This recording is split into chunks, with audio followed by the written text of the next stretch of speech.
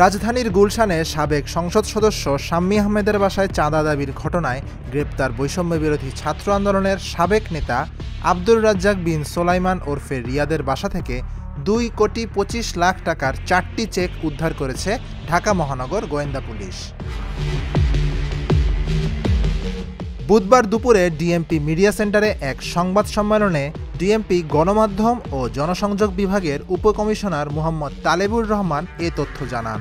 তিনি বলেন, রাজধানীর গুলশানে সাবেক সংসদ সদস্যের বাসায় গিয়ে 50 লাখ টাকা চাঁদা দাবির ঘটনায় গ্রেপ্তার আসামিদের জিজ্ঞাসাবাদ করা হয়। জিজ্ঞাসাবাদে পাওয়া তথ্যের ভিত্তিতে 4টি চেক উদ্ধার করা হয়। চেকে মোট টাকা 2,25,00,000।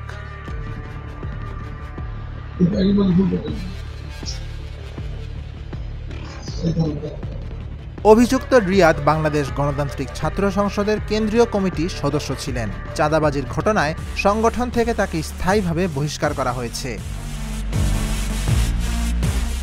তালেবুর রহমান বলেন, ভুক্তভোগী আগেই যদি পুলিশকে জানাতেন তাহলে এ অপরাধ ঠেকানো যেত। পুলিশ বিষয়গুলো খতিয়ে দেখছে, কী কারণে তারা চাঁদা দিয়েছিলেন, তাদের কোনো দুর্বলতা ছিল কিনা, এছাড়াও আর কেউ জড়িত আছে কিনা তা তদন্ত করেই জানা যাবে। এছাড়া গত 1 জানুয়ারি থেকে জুলাই মাস পর্যন্ত ডিএমপির 50টি থানায় ডাকাতি 33টি, ছিনতাই 248টি, খুন 154টি, চুরি 1068টি রুজু হয়েছে। এ মুহূর্তে ডিএমপিতে 7,812টি মামলা তদন্তাধীন। News desk, Dhaka journal.